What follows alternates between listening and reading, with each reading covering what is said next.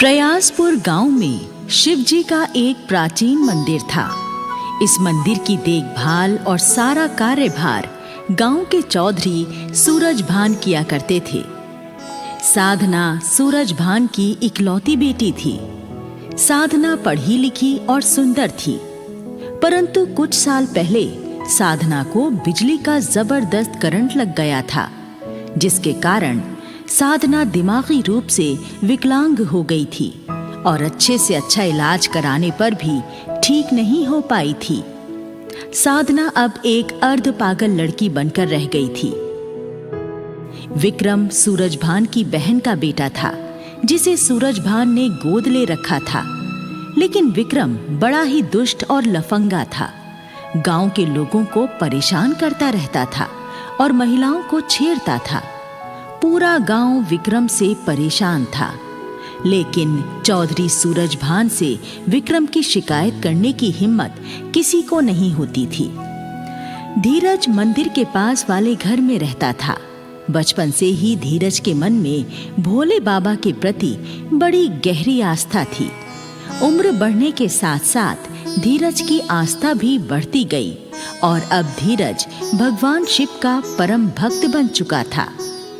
धीरज हर रोज सवेरे उठकर सबसे पहले शिव मंदिर जाता और मंदिर की साफ सफाई करने के बाद भगवान शिव की सच्चे मन से पूजा आराधना किया करता था।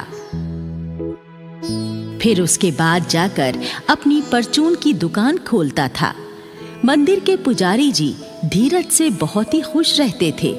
वो हमेशा ही धीरज की मंदिर सेवा देखकर कहते थे, बेटा धीरज, तुम भोलेनाथ की बड़ी सेवा करते हो। देखना, तुम्हारी भक्ति से एक दिन शिव भगवान अवश्य प्रसन्न होंगे और उनकी कृपा तुम पर अवश्य बरसेगी।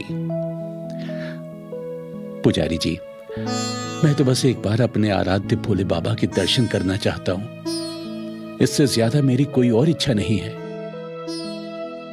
धीरज के पिता का 2 साल पहले बीमारी के कारण देहांत हो चुका था।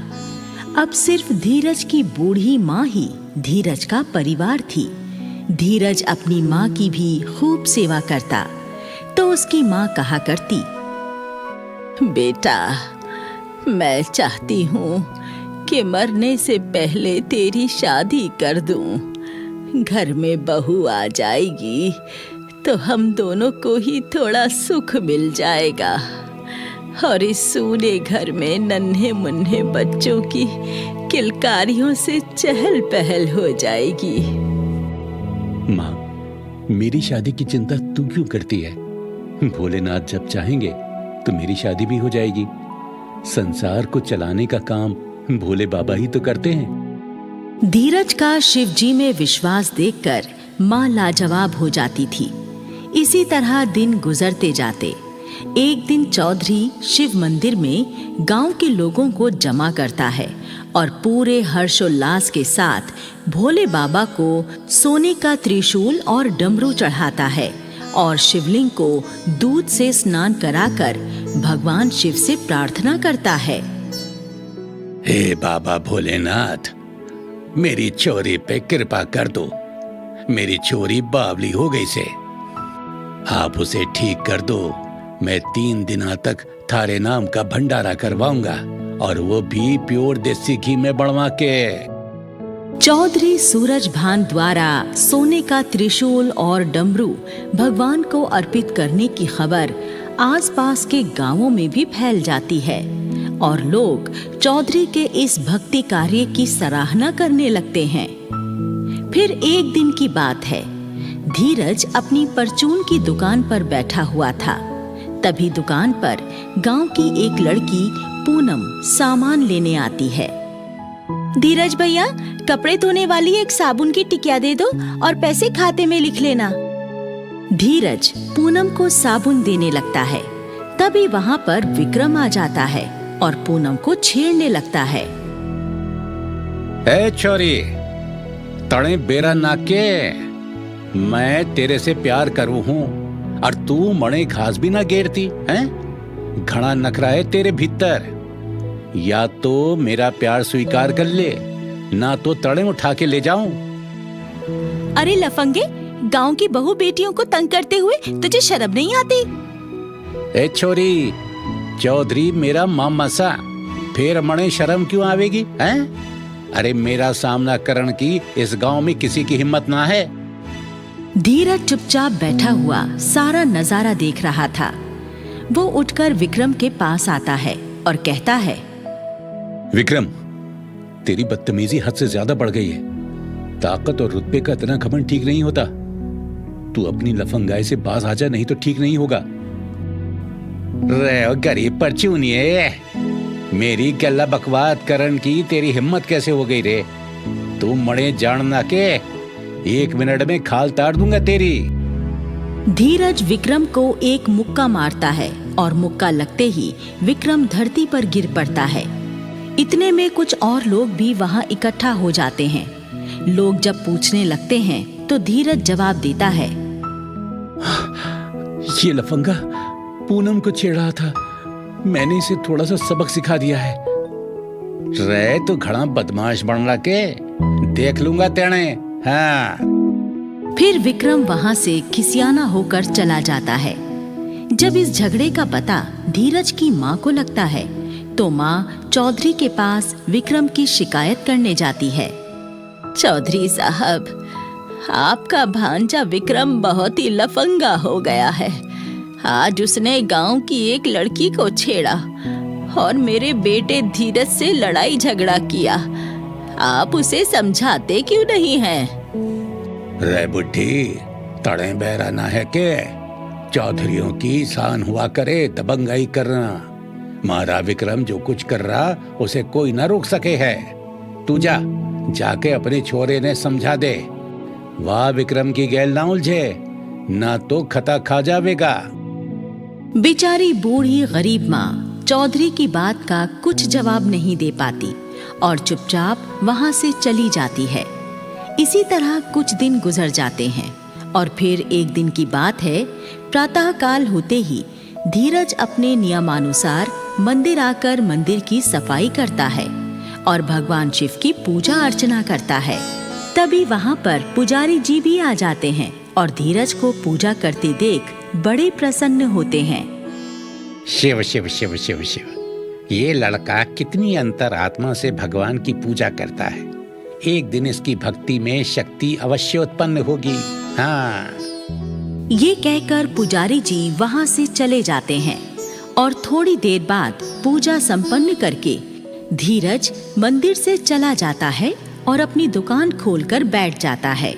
फिर जब पुजारी जी मंदिर में वापस आते हैं तो क्या देखते हैं कि शिवजी के त्रिशूल पर लटका हुआ सोने का वो डमरू गायब था जो चौधरी ने मंदिर में चढ़ाया था। पुजारी जी डमरू को गायब पाकर हड़बड़ा जाते हैं। अरे, भगवान जी का डमरू कहाँ गायब हो गया? लगता है डमरू चोरी हो गया है। मुझे तुरंत ये बात चौधरी साहब को बता देनी चाहिए, नहीं तो गजब हो जाएगा। चौधरी साहब, आपके द्वारा भगवान को चढ़ाया हुआ सोने का डमरू चोरी हो गया, गजब हो गया। अरे, किसकी हिम्मत हो गई हमारे मंदिर में चोरी करने की? रे विक्रम, जल्दी से गाड़ी निकाल, हमें मंदिर चलना से। तभी चौधरी की अर्ध पागल बेटी साधना भी वहां आ जाती है और कहती है, पिताजी, मैं भी थारे संग मंदिर चलूंगी। ठीक है बेटी, तू भी चल, आजा गाड़ी में बैठ ले। चौधरी सब लोगों के साथ गाड़ी में बैठकर मंदिर पहुंच जाता है। वहां धीरज और उसकी माँ के अलावा कुछ गांव वाले पहले से ही इकट्ठा थे। चौधरी सबसे पूछता है, रे मरने पता से चोरी तो किसी गांव के आदमी ने ही करी से, पर करी किसने है या भी मैं पता लगा ही लूंगा और फिर चोर को गोली से उड़ा दूंगा। अरे मामा जी, जो भी आदमी सबसे पहले मंदिर आया होगा ना, डमरू भी उसी ने ही चुराया होगा। हाँ, या बात तड़े ठीक कही से। बोल पुजारी, पहले मंदिर कौन आया होगा? हाँ, या बात तड़े ठीक कही से। बोल पुजारी, पहले मंदिर कौन आया था? तुम्हें कुछ पता है के? पुजारी के बोलने से पहले धीरज कहता है, चौधरी साहब, मैं हर रोज सबसे पहले मंदिर आता हूं, पर मैं चोर नहीं हूं। मैं भगवान का डमरू चुराने का पाप भला कैसे कर सकता हूं? रे बावली पूंछ, चोर चोरी करके कभी कबूल ना करता। डमरू की चोरी पक्कम पक्का तड़ई करी से। सच सच बोल दे, न तो गोली मार दूंगा तड़े। मने पूरा विश्वास है मामा जी, चोरी इसी हरामी ने करी से। नहीं नहीं, मेरा बेटा तो भोलेनाथ का परम भक्त है। ये भगवान का डमरू नहीं चुरा सकता। नहीं नहीं। धीरज अपने ऊपर चोरी का इल्जाम लगते देख भोले बाबा के सामने रोते हुए गिड़गिड़ाने लगता है। हे त्रिकालदर्शी भोलेनाथ, मेरी सहायता करो। मैंने सदा सच्चे मन से आपकी सेवा की है। अपने भक्त को इस चोरी के झूठे इल्जाम से बचा लो प्रभु, नहीं तो मैं आपके चरणों में अपना सर पटक पटक कर अपनी जान दे दूंगा प्रभु। और धीरज भगवान के चरणों में अपना सर पटकने लगता है। तभी साधना कहने लगती है, पिताजी पिताजी, मुझे पता है भगवान जी का डमरू किससे। डमरू हमारी हवेली में भूसे के ढेर में छुपा हुआ है। विक्रम भैया को मैंने डमरू छुपाते हुए देखा था। साधना की बात से विक्रम सटपटा जाता है। रे विक्रम, यू साधना ठीक कह रही है क्या? विक्रम डर के मारे थर थर कांपने लगता है और सब सच सच बता देता है। मणे माफ कर दो मामा जी, मणे माफ कर दो मामा जी। मैंने धीरज से अपनी बेइज्जती का बदला लेने के लिए भगवान का डमरू चुराया था, ताकि पूरे गांव में इसकी बदनामी हो जावे। रे नालायक, तेरे जैसे चोर की हमारे गांव में कोई जगह ना से। जा, निकल जा इस गांव से। विक्रम अपना सा मुंह लेकर चला जाता है। रे धीरज, तेरी भक्ति ने तो चमत्कार कर दिया। 1 मिनट में ही चोर को पकड़वा दिया। बेटे, भोलेनाथ से मेरी बेटी के लिए भी प्रार्थना कर दे। ये पता तेरी प्रार्थना सुन के भोलेनाथ मेरी चोरी पे भी कृपा कर दे। अरे यूं पहले की तरह ठीक हो जावे बस। साधना का हाथ पकड़कर धीरज भोलेनाथ के सामने हाथ जुड़वाकर बिठा देता है और खुद मन ही मन साधना के ठीक हो जाने की भोलेनाथ से प्रार्थना करता है। साधना पर भी भोलेनाथ की कृपा हो जाती है और साधना बिल्कुल ठीक हो जाती है। हाँ, पिताजी पिताजी, मैं ठीक हो गई पिताजी। अरे वाह, मेरी बेटी ठीक हो गई। जय हो भोले भंडारी की। हर हर महादेव, हर हर महादेव। आपने मेरे ऊपर घनी कृपा कर दी भगवान। मैं तो आज धन्य हो गया। चौधरी साहब, भगवान अपने हर भक्त की विनती सुनते हैं। बस विनती करने वाले का मन सच्चा होना चाहिए। चौधरी धीरज से बहुत ज्यादा खुश हो जाता है और अपनी बेटी साधना की शादी धीरज से करवा देता है। धीरज को अपना वारिस बना लेता है और धीरज हंसी खुशी जीवन गुजारने लगता है।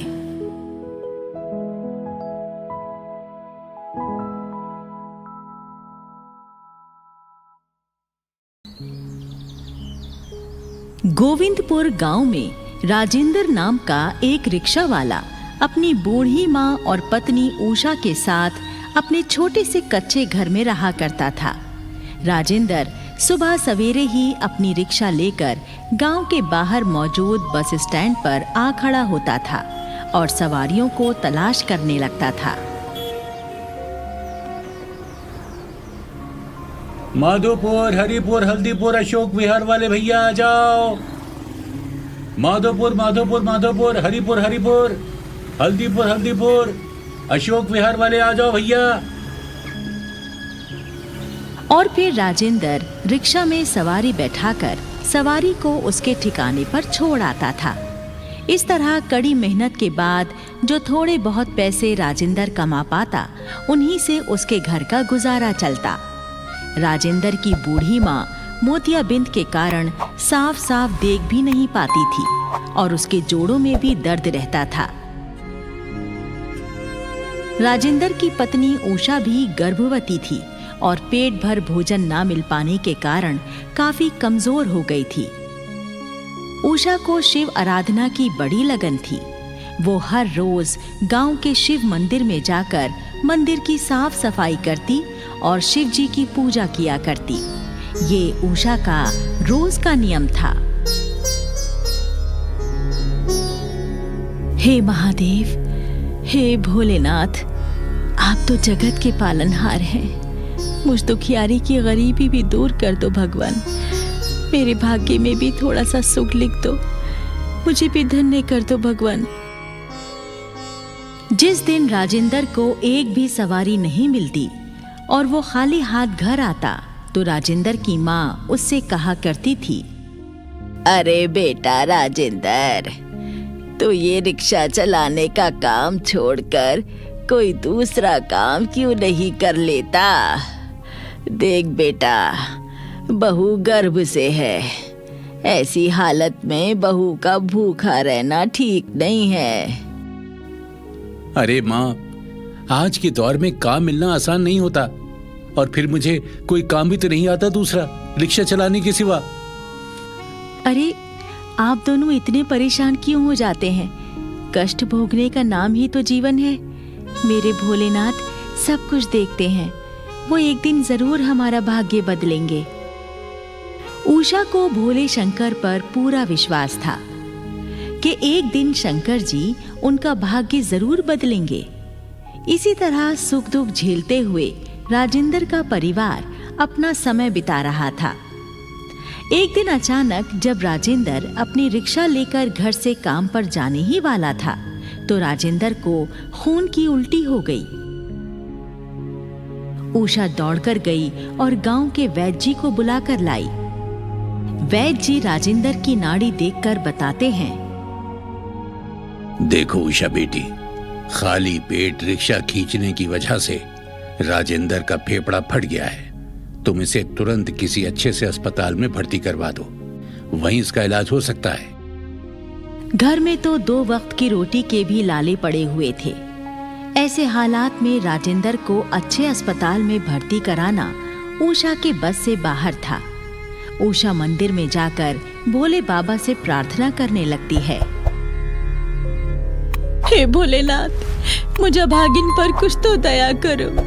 मैं गरीब लाचार अपने पति का इलाज नहीं करा सकती। आप अपनी कृपा से मेरे पति को ठीक कर दो भोलेनाथ। मेरी भक्ति की लाज रख लो प्रभु, लाज रख लो। उषा प्रार्थना करते करते रोने लगती है। तभी वहां पर मंदिर के पुजारी जी आ जाते हैं और उषा को रोती देखकर पूछते हैं, उषा बेटी, क्या बात है? आज तू इतनी दुखी क्यों है? घर आ जाती है और फिर खाना बनाती है और तीनों लोग खाना खाते हैं। पुजारी के दिए हुए पैसों से 2-4 दिनों का खर्चा चल जाता है और जब राशन खत्म हो जाता है तो फिर से भूखे मरने की नौबत आ जाती है। उषा की सास कहती है, बहू, मुझे बड़े जोरों की भूख लगी है बेटा। कुछ खाने को हो तो ला दे। माँ जी, राशन का एक दाना भी घर में नहीं है। मैं आपको खाने के लिए कहाँ से दूं? राजेंद्र, जो कि खाट पर लेटा हुआ सास बहू की बातें सुन रहा था, उठकर खड़ा हो गया और कहने लगा, उषा, इस प्रकार काम नहीं चलेगा। मुझे रिक्शा चलाना ही पड़ेगा, नहीं तो हम तीनों भूखे मर जाएंगे। नहीं नहीं, आप रिक्शा नहीं चला सकते। आपकी तबीयत बहुत ज्यादा खराब है, आप लेट जाइए। नहीं नहीं, मुझे रिक्शा लेकर जाना ही होगा। हाँ, हाँ, हाँ, राजेंद्र जाने लगा, लेकिन चकरा कर गिर पड़ा। उषा राजेंद्र को सहारा देकर खाट पर लिटा देती है। देखा, मैं कह रही थी ना, आपकी तबीयत बहुत खराब है, आप रिक्शा नहीं चला पाएंगे।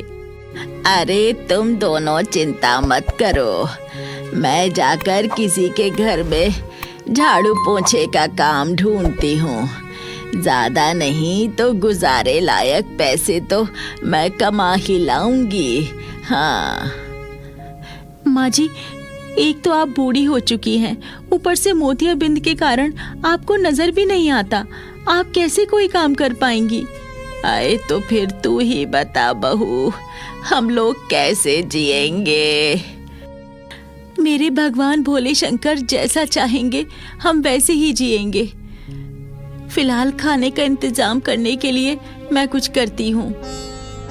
उषा घर से बाहर चली जाती है और राजेंद्र की खड़ी हुई रिक्शा के पास आकर कुछ सोचने लगती है। क्यों ना इस रिक्शा को मैं चलाऊं? 2-4 सवारियां ढोकर कुछ रुपए तो मैं कमा ही लूंगी। उषा रिक्शा लेकर बस स्टैंड पर आ जाती है और सवारियों के आने की प्रतीक्षा करने लगती है। तभी स्टैंड पर एक बस आकर रुकती है और उषा सवारियों को पुकारने लगती है। आ जाओ, माधोपुर, हल्दीपुर, अशोक विहार वाले आ जाओ।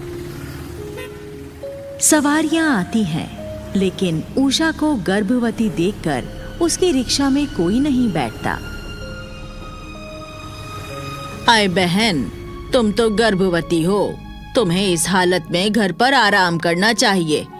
माफ करना, हम तुम्हारे रिक्शे में नहीं जा पाएंगे। उषा बड़ी लाचारी से मन ही मन भगवान से कहती है, हे भोलेनाथ, ये कैसी विपदा आन पड़ी मुझ पर, जबकि मुझे पैसों की बहुत जरूरत है और मैं रिक्शा चलाकर पैसे कमाना चाहती हूँ।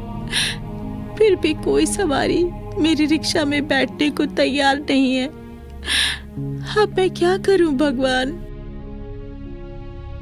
उषा खड़ी हुई अपने दुर्भाग्य का रोना रो रही थी कि तभी वहां पर शंकर भगवान के जैसा दिखने वाला एक आदमी आता है और रिक्शा में बैठ जाता है। उषा उससे कहती है, भाई जी, लगता है आप किसी नाटक कंपनी के कलाकार हैं, तभी तो शंकर जी का रूप बनाकर घूम रहे हैं।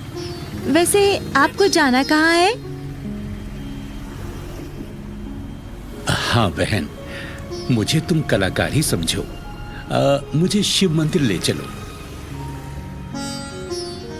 उषा रिक्शा लेकर चल पड़ती है। एक तो भूखी, ऊपर से गर्भवती होने के कारण वो ज्यादा दूर तक रिक्शा नहीं चला पाती और बेहोश हो जाती है। रिक्शे में बैठे शंकर जी उषा को सहारा देकर रिक्शा में बैठाते हैं और खुद रिक्शा चलाकर उषा को उसके घर ले आते हैं। भगवान शंकर की कृपा से राजेंद्र भी बिल्कुल ठीक हो जाता है। राजेंद्र की माँ की आंखों की रोशनी भी आ जाती है और उषा भी होश में आ जाती है।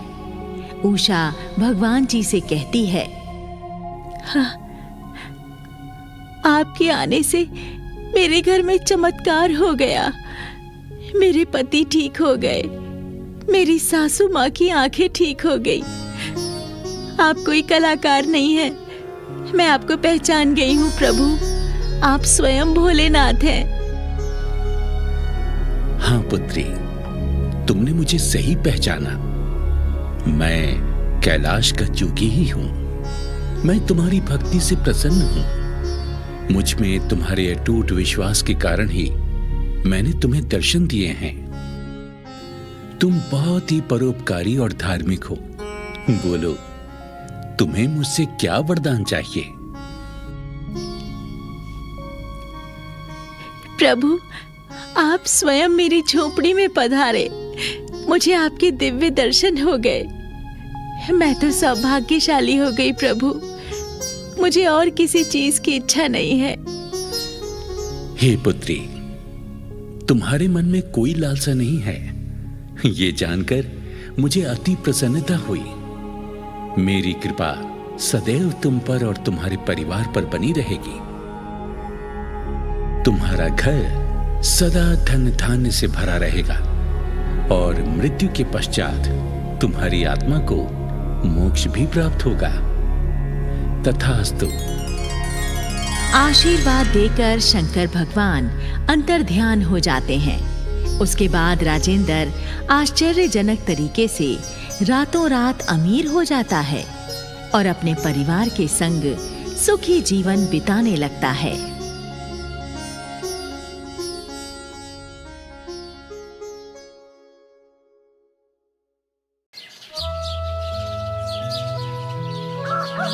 ये कहानी है बिहार के एक गांव में रहने वाले गणेश और उसके परिवार की। गणेश ने एक छोटा सा मुर्गी फार्म खोला हुआ था। अंडे और मुर्गियों के व्यापार से गणेश का गुजारा बड़े अच्छे से हो जाया करता था। गणेश शिव भगवान में बड़ी आस्था रखता था। गणेश के परिवार में उसकी पत्नी वंदना और 2 बच्चे रिंकी और टिंकू थे। रिंकी और टिंकू स्कूल में पढ़ते थे और स्कूल से लौटकर गणेश के कामों में उसका हाथ बटाया करते थे। टिंकू, तू मुर्गियों के लिए बर्तनों में पानी रख दे, मैं मुर्गियों को दाना डाल देती हूँ। ठीक है दीदी। दोनों बच्चे मुर्गियों के लिए दाना पानी की व्यवस्था करने लगते हैं। तभी वहां पर गणेश आता है और कहता है, अरे वाह मेरे बच्चों, मेरे लिए तुम दोनों तो भोलेनाथ का वरदान हो। मेरा आधा काम तो तुम दोनों ही निपटा देते हो। शाबाश। और गणेश दोनों बच्चों को प्यार से गले लगा लेता है। उसने अपने घर में ही भोलेनाथ की प्रतिमा स्थापित कर रखी थी और वो हर रोज भोलेनाथ की पूजा किया करता था। गणेश का एक नियम और भी था।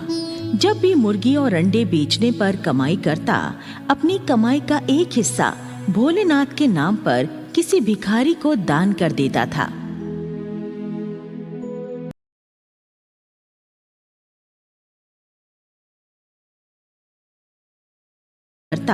अपनी कमाई का एक हिस्सा भोलेनाथ के नाम पर किसी भिखारी को दान कर देता था। ऐसे ही एक दिन गणेश जब एक भिखारी को दान के पैसे दे रहा था तो भिखारी ने कहा, तुम बड़े भले इंसान हो, दान पुण्य करते रहते हो, भगवान तुम्हारा भला करे। अरे भैया, मैं किसी को कुछ देने का सामर्थ्य नहीं रखता। ये तो उस भोलेनाथ की मुझ पर कृपा है, वो मेरे हाथों से दान पुण्य करवाते हैं, और क्या। इसी प्रकार गणेश का जीवन गुजर रहा था। एक दिन बहुत तेज बारिश होती है। मूसलाधार बारिश का वेग बढ़ता ही जाता है। सारे गांव में पानी ही पानी भर जाता है। तो गणेश वंदना से कहता है, ओफो वंदना, ये बारिश तो रुकने का नाम ही नहीं ले रही। पूरे गांव में पानी पानी भर गया है। ऐसे में अगर नदी का बांध टूट गया तो गांव में बाढ़ आ जाएगी और पूरा गांव बह जाएगा। हाँ, तो फिर ऐसे संकट में हमें क्या उपाय करना चाहिए? वंदना, गांव के लोग गांव से पलायन करके सुरक्षित जगहों पर जाने लगे हैं। हमें भी बच्चों को लेकर किसी सुरक्षित जगह पर यहाँ से चला जाना चाहिए।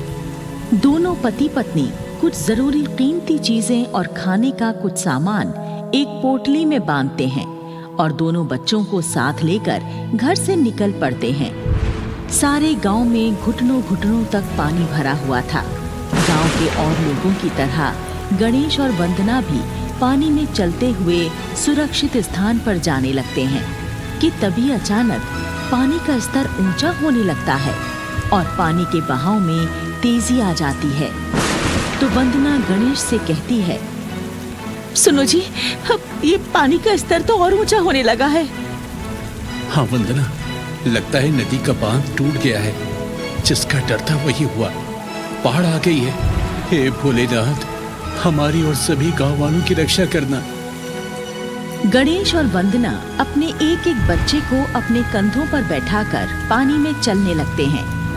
नीचे बाढ़ का तीव्र बहाव, ऊपर से मूसलाधार बारिश की मार के कारण दोनों को संभल कर चलना भी मुश्किल हो रहा था। गणेश लगातार भोले बाबा से प्रार्थना कर रहा था। हे भोले शंकर, हम सबकी रक्षा करो। हम सबको अपनी कृपा से किसी सुरक्षित स्थान पर पहुंचा दो प्रभु, किसी सुरक्षित स्थान पर पहुंचा दो। तभी वहां पर बचाव दल वालों की मिनी बोट आ जाती है, जिसमें पहले से ही कुछ लोग और बच्चे सवार थे। गणेश बचाव दल टीम से कहता है, साहब जी, हमें भी इस नाव में बैठा लो ना। अरे नहीं भैया, हमारी बोट में जगह नहीं है। पहले हम इन लोगों को सुरक्षित जगह पर छोड़ कर आते हैं, फिर तुमको भी ले जाएंगे। तब तक तुम लोग यहीं पर खड़े रहो। अरे साहब, पानी का स्तर बढ़ता ही जा रहा है। आप हमारे बच्चों को तो नाव में बैठा ही सकते हो ना। आप इन बच्चों को ले जाओ, हमें बाद में ले जाना। अच्छा ठीक है, हम इन बच्चों को ले जाते हैं। दोनों बच्चों को बोट में बैठाकर बचाव दल चला जाता है। फिर गणेश वंदना से कहता है, वंदना, पानी का बहाव बहुत तेज हो चला है। हम यहाँ खड़े नहीं रह सकते। तुम मेरा हाथ पकड़ लो। हम धीरे धीरे सुरक्षित स्थान तक पहुँचने की कोशिश करेंगे। वंदना गणेश का हाथ पकड़ लेती है और दोनों आगे बढ़ने की कोशिश करने लगते हैं। गणेश लगातार महादेव का नाम भी जप रहा था।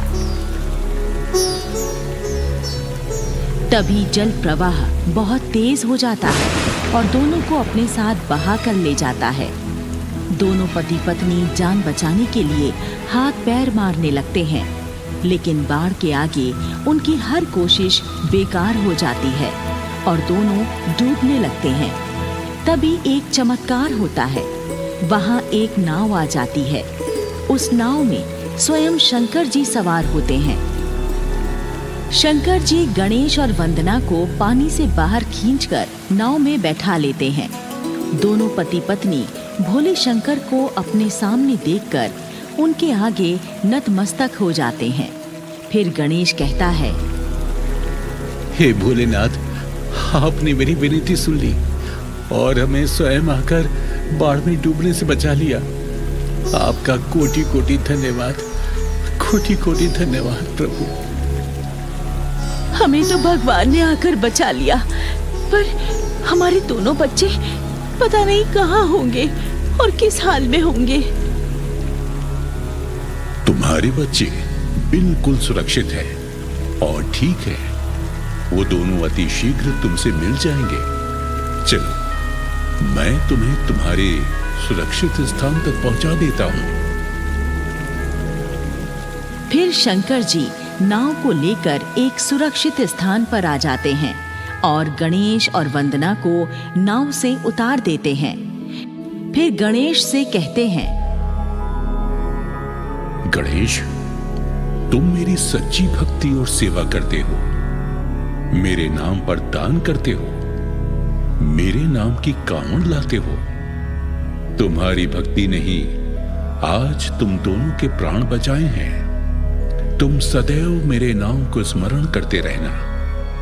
आगे जीवन में फिर कभी तुम्हें कोई कष्ट नहीं पहुंचेगा। आशीर्वाद देकर भोले बाबा अंतर ध्यान हो जाते हैं और गणेश और वंदना भी वहां से चल पड़ते हैं। वंदना कहती है, पता नहीं हमारे दोनों बच्चे इस समय कहाँ होंगे। अरे वंदना, भगवान शिव ने बोला तो था हमारे बच्चे अति शीघ्र हमें मिल जाएंगे। चलो, हम दोनों मिलकर उन्हें खोजते हैं। दोनों पति पत्नी आगे बढ़ जाते हैं। दूसरी तरफ रिंकी और टिंकू एक पेड़ के नीचे बैठे हुए हैं और टिंकू रो रहा है। दीदी, मुझे माँ के पास जाना है।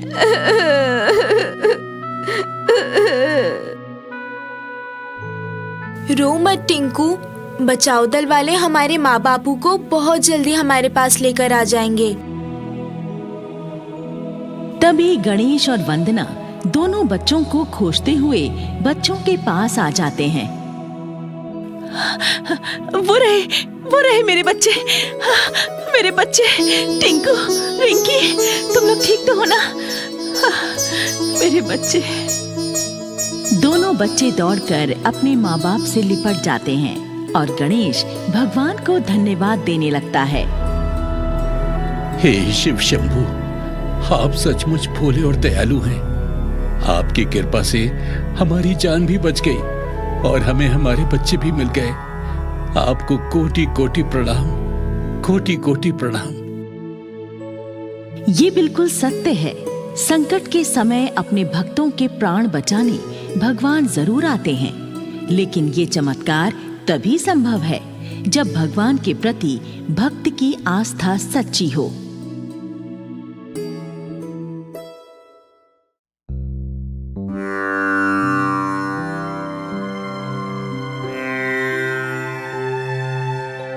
शिव ने लौटाए बच्चे के प्राण। कहते हैं जब से ये धरती बनी है तब से ही इसको बनाने वाले भगवान शिव यहाँ रहने वाले प्राणियों की सुख शांति और कुशलता देखने यहाँ आते रहते हैं, और जो भक्त उनका प्रतिदिन स्मरण करते हैं उन्हें वो प्रकट होकर दर्शन भी देते हैं। हिमालय पर तपस्या करने वाले अनेक साधु महात्माओं ने शिव जी का साक्षात दर्शन किया है तथा उनसे बहुत प्रकार के वरदान प्राप्त किए हैं और सिद्धियां हासिल की हैं। इसी क्रम में एक बार महादेव शिव आकाश मार्ग से पृथ्वी के भ्रमण पर निकले। वो वायु के वेग से बादलों को चीरते हुए आगे बढ़े जा रहे थे कि अचानक उनकी दृष्टि एक मृत बालक और उसकी बिलखती हुई मां पर पड़ी। ये दुखियारी मां बहुत विलाप कर रही थी। ऐसा लगता था जैसे उसकी आंख के सारे आंसू उसके मर चुके पुत्र के वियोग में सूख गए हों। उसका चेहरा पत्थर का हो चुका था, जिस पर कोई भावना दृष्टिगोचर नहीं हो रही थी। उस अबला नारी की ये विकट स्थिति सूख गए हों। उसका चेहरा पत्थर का हो चुका था, जिस पर कोई भावना दृष्टिगोचर नहीं हो रही थी। उस अबला नारी की ये विकट स्थिति देखकर भगवान शंकर का हृदय करुणा से भर गया। वैसे भी भोलेनाथ किसी का कष्ट नहीं देख सकते। वो शीघ्र ही उस मां बेटे के पास प्रकट हुए और बोले,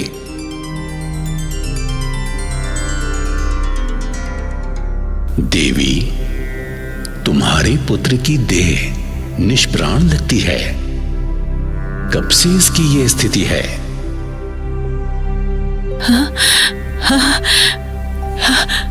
हे देवों के देव महादेव, जटाधारी कैलाशपति शिव शंभु, मुझे अपनी आंखों पर विश्वास नहीं हो रहा। मैं अपने इकलौते लड़के के प्राणहीन शरीर के पास बैठी आपका ही नाम जप रही थी और आप प्रकट हो गए मुझे दर्शन देने के लिए। जय हो आपकी, जय हो। शांत हो जाओ देवी, हमें बताओ तुम्हारा नाम क्या है और इस बच्चे को क्या हुआ है? मेरा नाम कादम्बिनी है। मैं एक गरीब ब्राह्मणी हूँ। मेरे माता पिता आपकी त्रिकाल संध्या किया करते थे। हमारे परिवार में प्रारंभ से ही शिव भक्ति के संस्कार हैं। आप तो सब जानते हैं प्रभु, हम लोग जीवन में एक बार कैलाश पर्वत की यात्रा पर जरूर जाते हैं। प्रभु, आज जब मैं अपने पुत्र को लेकर कैलाश यात्रा को जा रही थी तो रास्ते में इस घनघोर जंगल में इसे एक सांप ने काट लिया। वो सांप इतना जहरीला था कि उसके काटने के कुछ समय बाद ही इसकी असमय मृत्यु हो गई। प्रभु, अब आप ही इसे बचा सकते हैं। आप तो सर्वशक्तिशाली हैं। संसार में सबकी मृत्यु आप ही के हाथ है। आप कृपा कर मेरे बच्चे को फिर से जीवित कर दीजिए। मैंने आपकी बहुत भक्ति की है प्रभु। देवी, दुनिया में जो भी आया है उसको एक दिन जाना ही पड़ता है। यही संसार का नियम है। सबकी देह नश्वर है और इस परिवर्तनशील संसार में रहने का सबके लिए समय निर्धारित है। वो समय भी एक विराट नियम का हिस्सा है। प्रभु, संसार के सारे नियम आपने ही तो बनाए हैं। सिर्फ आप ही नियम बदल सकते हैं प्रभु। मैंने संतों के सत्संग में सुना है, प्रबल प्रेम के पाले पड़कर प्रभु को नियम बदलते देखा। अपने भक्तों की भक्ति के कारण आप नियमों को बदल देते हैं। परंतु इस प्रकार से अगर हम हर मृत शरीर को पुनः प्राण देंगे तो संसार कैसे चलेगा? जन्म मरण के चक्र को सुचारू रूप से चलाने के लिए हर पैदा हुई आत्मा को पुराना शरीर छोड़ना होता है ताकि वो फिर से नया शरीर धारण कर सके।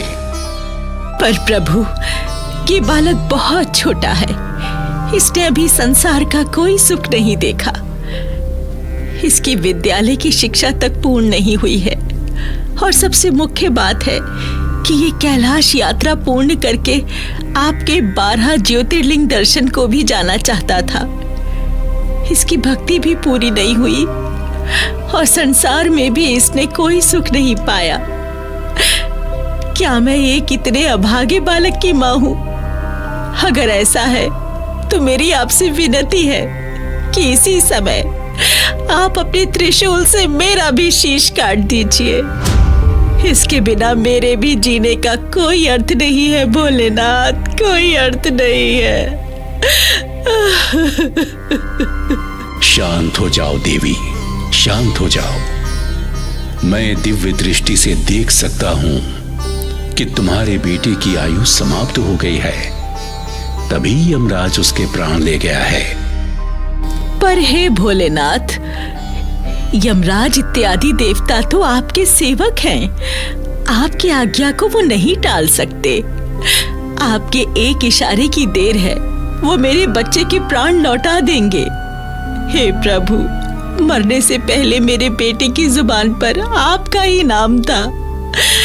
उसे उस मृत्यु की विकट घड़ी में और किसी की नहीं, बस आपकी ही याद आई। इधर उसका शरीर छूट रहा था और वो लगातार ओम नमः शिवाय जपता जा रहा था। अपने नाम की लाज रख लो प्रभु, अपने नाम की लाज रख लो। मेरे बेटे ने मरने से पहले मुझे आखिरी बात जो कही थी वो यही थी कि हे माँ, तुम चिंता मत करना, भगवान शंकर मुझे कुछ नहीं होने देंगे, वो मेरी रक्षा करेंगे।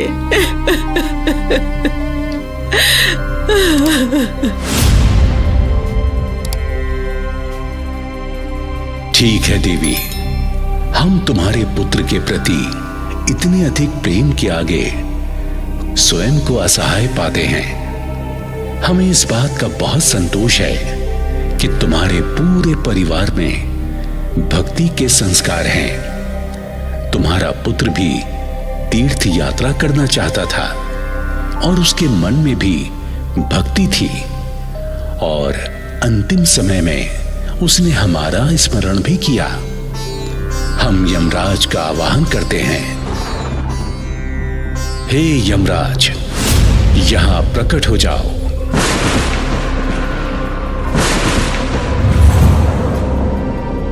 क्या आज्ञा है प्रभु? मुझसे क्या त्रुटि हुई है जो आपने असमय मुझे बुलाया है? मेरे कार्य में कोई गलती हो तो मुझे क्षमा कर दे भोलेनाथ। तुमने इस बच्चे के प्राण क्यों लिए? क्या नहीं जानते कि ये बहुत छोटा है और अपनी मां का बहुत ही प्यारा बालक है? तुमने ऐसा क्यों किया? ये हमारा नाम जप रहा था, फिर भी तुमने इसके प्राण खींच लिए। ऐसा करते हुए क्या तुम्हारे हाथ नहीं कांपे? यमराज, कुछ बोलते क्यों नहीं? क्या मुख में जीवा नहीं है या अपनी बात रखने के लिए कोई शब्द नहीं है तुम्हारे पास? शीघ्र बताओ, तुमने इस असहाय बच्चे के साथ ऐसा क्यों किया? वरना अभी अपनी तीसरी दृष्टि से तुम्हें कामदेव की तरह जलाकर भस्म कर देंगे। हे महाकाल, हे त्रिकाल, आपने ही यह नियम बनाया है कि जिस व्यक्ति की सांसों की गिनती समाप्त हो जाए हम उसे यमलोक ले जाएं। इस बच्चे की सांसों की गिनती भी समाप्त हो गई थी, इसलिए हमने इसके प्राणों को हर लिया और ये मृत्यु को प्राप्त हो गया। अब आप चाहें तो इसे सांसें देकर फिर से आयु प्रदान कर सकते हैं। आप ही महामृत्युंजय हैं, आप ही शिव शंकर हैं।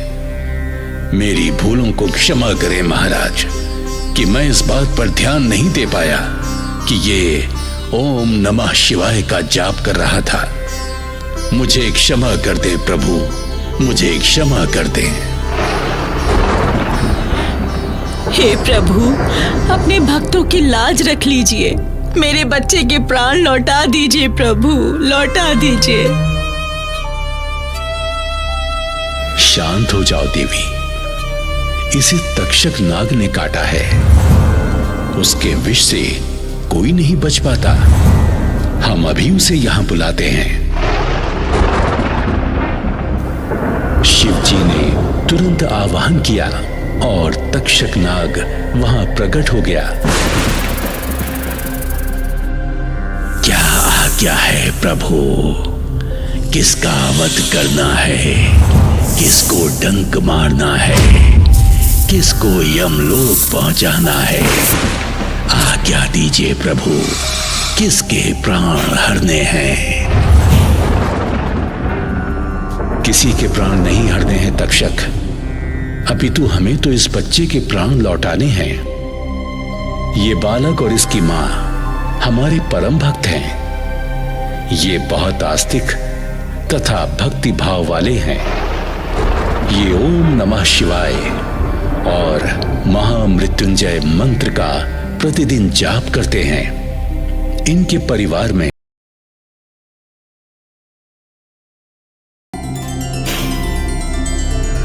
इस प्रकार तक्षक नाग ने विष खींच लिया। बच्चा जीवित हो गया और मुस्कुराने लगा। देखो माँ, भोले भंडारी ने मुझे कुछ नहीं होने दिया। माँ ने उसको गले से लगाया और बोली, मेरे बेटे तुम कहाँ चले गए थे मेरे बेटे? जय भोलेनाथ, जय शिव शंभू, जय भोलेनाथ।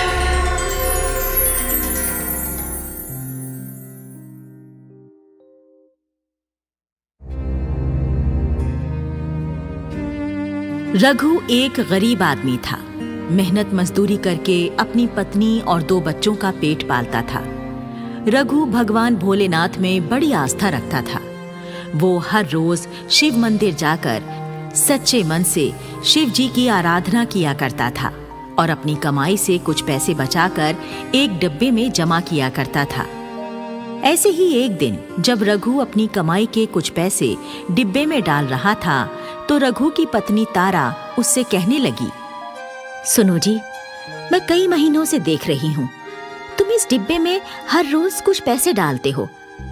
ये पैसे तुम किस लिए जमा कर रहे हो? तारा, मैं कई सालों से हो जाएं और वो मेरे परिवार पर अपनी कृपा करते हैं। उसके बाद रघु मजदूरी का काम ढूंढने के लिए घर से निकल पड़ा। कुछ दिन ऐसे ही बीत गए। फिर एक दिन की बात है जब रघु एक चबूतरे पर बैठा हुआ कुछ सोच रहा था।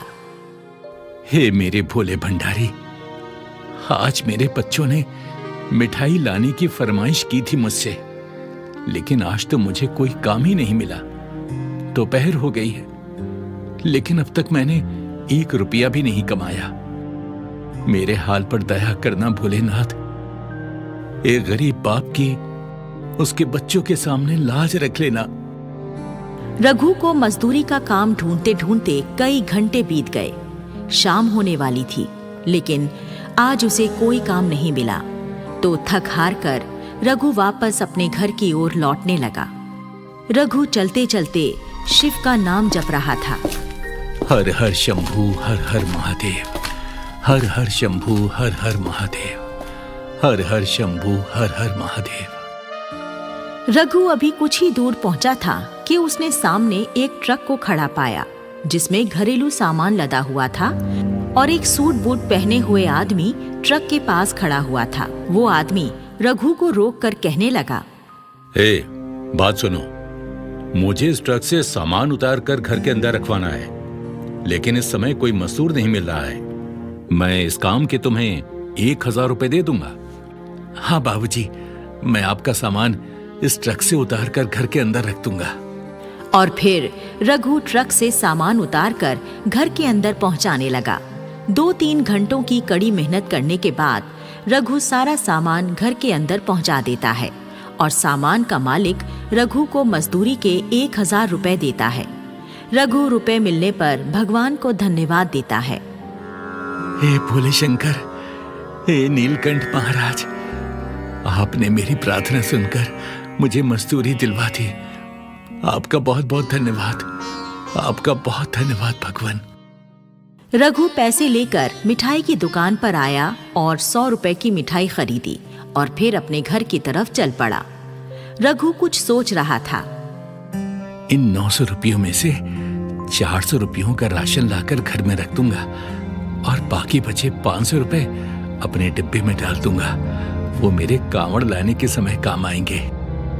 रघु हिसाब किताब लगाता हुआ जा ही रहा था कि उसे रास्ते में एक लड़का रोता हुआ मिला। रघु उससे पूछने लगा, क्या हुआ बेटा, क्या हुआ? तुम रो क्यों रहे हो? मेरी माँ की तबीयत बहुत खराब है और मेरे पास माँ की दवा के लिए पैसे नहीं है। बिना इलाज के मेरी माँ मर जाएगी। तुम्हारे पिताजी कहाँ हैं बेटा? मेरे पिताजी अब इस दुनिया में नहीं है। मेरी माँ के सिवा और कोई मेरा नहीं है इस दुनिया में। हे भोलेनाथ, इस बच्चे की माँ पर दया करना। अब बेटे ये लो, ये 900 रुपए है मेरे पास, इन्हें तुम ले लो और अपनी माँ को अच्छे से डॉक्टर को दिखाओ। जाओ बेटा जाओ। रघु बच्चे को अपने सारे रुपए दे देता है। बच्चा रुपए लेकर वहां से चला जाता है। फिर रघु भी अपने घर की तरफ चल पड़ा। ऐसे ही 2 महीने बीत गए और सावन का महीना आ गया। रघु अपनी बचत के पैसों वाला डिब्बा खोलकर सारे पैसे निकाल लेता है और बाजार जाता है। बाजार से रघु एक जोड़ी भगवा रंग के कपड़े और कांवड़ व गंगाजल लाने के लिए 2 प्लास्टिक की केन खरीद लेता है। रघु के गांव के 2 और लोग, विनोद और मोहन, भी कांवड़ लाने की तैयारी कर रहे थे। इसलिए रघु, विनोद और मोहन एक ही साथ कांवड़ यात्रा पर जाने की बात तय कर लेते हैं। निर्धारित समय पर रघु जब कांवड़ यात्रा पर जाने लगा तो रघु की पत्नी तारा और उसके दोनों बच्चे उससे कहने लगे, बाबा, मैं भी आपके साथ भोले बाबा की कांवड़ लाने जाऊंगा। बाबा, आप वापस कितने दिन में लौटोगे? मुझे आपकी बहुत याद आएगी। बच्चों, मैं 1 हफ्ते में ही तुम्हारे पास वापस लौट आऊंगा। हाँ। तारा रघु को थोड़ा सा गुड़, चना और रोटियां पोटली में बांध कर देती है। सुनो जी, रास्ते में तुम्हें भूख लगेगी तो ये रोटी और गुड़ चना खा लेना। फिर रघु अपनी कांवड़ कंधे पर रखकर घर से बाहर निकल गया। घर के बाहर ही रघु को विनोद और मोहन भी खड़े हुए मिल गए। तीनों लोग मिलकर बम बोले बम बम गाते हुए कांवड़ यात्रा के लिए चल पड़े। 1 रात और 1 दिन की यात्रा करने के बाद तीनों यात्री एक जंगल से गुजरते हैं और थोड़ा सुस्ताने के लिए एक पेड़ के नीचे बैठ जाते हैं। फिर तीनों खाना खाते हैं। तभी अचानक बड़े जोरों की आंधी चलने लगी और तेज मूसलाधार बारिश भी हो गई। जंगल में बारिश से बचने के लिए पेड़ों के सिवा कोई और जगह नहीं थी। इसलिए तीनों कांवड़ यात्री एक बड़े पेड़ के नीचे बैठकर बारिश से बचने की कोशिश करने लगे, लेकिन फिर भी तीनों भीग गए। रघु को भीगने के कारण ठंड लग गई। उसे जोर जोर की छींकें आने लगी और बुखार भी चढ़ गया। फिर कुछ घंटों के बाद बारिश एकदम बंद हो गई। तीनों अपनी अपनी कांवड़ कंधे पर रखकर चलने लगे, लेकिन रघु की हालत काफी खराब हो रही थी। वो बुखार में तप रहा था, इसलिए रघु चकरा कर गिर पड़ा। विनोद और मोहन रघु को संभालने लगे। अरे रघु, तुझे तो बहुत तेज बुखार है, तू अब यात्रा करने के काबिल नहीं हो। हाँ भैया, मेरी बात मानो, तुम अपने घर लौट जाओ। रघु, यहाँ कोई डॉक्टर भी नहीं मिलेगा तुम्हें। घर जाकर तुम आराम करो और दवाई खाओ। नहीं नहीं भैया, मैं वापस नहीं लौटूंगा। मैं हर हाल में अपने भोलेनाथ की कावड़ लेने जाऊंगा। तुम एक काम करो, तुम दोनों चले जाओ और मुझे यहीं छोड़ दो। कोई बात नहीं है, मैं बाद में आ जाऊंगा, लेकिन तुम दोनों जाओ अभी। मोहन और विनोद वहां से चले गए और बीमार रघु वहीं पड़ा रह गया। रघु लेटा लेटा शंकर भगवान का नाम जपने लगा। हर हर महादेव, हर हर महादेव, हर हर महादेव, बम भोले, बम बम भोले, बम बम भोले। इसी तरह कई घंटे बीत गए। रघु की हालत बहुत ही खराब हो गई और वो प्रार्थना करने लगा। हे शिव शंभु, हे भोलेनाथ, क्या मैं आपकी कावड़ लाए बिना ही मर जाऊंगा? मेरे परिवार का क्या होगा भगवान? मेरी सहायता करो, मेरी रक्षा करो भोलेनाथ, मेरी रक्षा करो। और उसके बाद रघु बेहोश हो गया। रघु 2 घंटों तक बेहोश पड़ा रहा। तभी वहां पर एक डॉक्टर आया और बेहोश पड़े हुए रघु का चेकअप किया। और फिर डॉक्टर रघु को इंजेक्शन देता है। कुछ ही देर में रघु को होश आ गया और वो उठकर बैठ गया। तभी चमत्कार हुआ। डॉक्टर अचानक वहां से गायब हो गया और वहां पर शिवजी प्रकट हुए। साक्षात शिवजी को अपने सामने पाकर रघु नतमस्तक हो गया। हे भोलेनाथ, आपने मुझ गरीब को साक्षात दर्शन देकर मेरा जीवन सफल कर दिया। मैं धन्य हो गया प्रभु, मैं धन्य हो गया, मैं धन्य हो गया प्रभु। रघु, तुम अपनी परीक्षा में पास हो गए हो। मैं तुम्हारी निस्वार्थ भक्ति और अपने प्रति श्रद्धा देखकर बहुत प्रसन्न हूं। मेरे होते हुए तुम्हें कोई कष्ट नहीं सता सकता। शिवजी अपनी शक्ति से रघु को बिल्कुल ठीक कर देते हैं और कहते हैं, रघु, तुम मेरे अनंत भक्त हो। मैं तुम्हें वरदान देता हूं, तुम जब तक जीवित रहोगे तुम्हें और तुम्हारे परिवार को कोई कष्ट नहीं रहेगा। तुम्हारा घर धन और अन्न से भरा रहेगा। अब तुम जाओ और अपना कर्तव्य पूरा करो। मेरी कृपा सदा तुम पर बनी रहेगी। शिवजी रघु को आशीर्वाद देकर अंतर्ध्यान हो गए और रघु अपनी कांवड़ को अपने कंधों पर रखकर बोले बम बम पुकारता हुआ खुशी खुशी गंगा जी की ओर चल पड़ा। इस कहानी से हमें यही सीख मिलती है, जो भगवान की सच्ची आराधना करते हैं, मुसीबत के समय भगवान उनकी सहायता करने खुद चले आते हैं। इसलिए हम सभी को अपने आराध्य की सदा सच्चे मन से आराधना करनी चाहिए।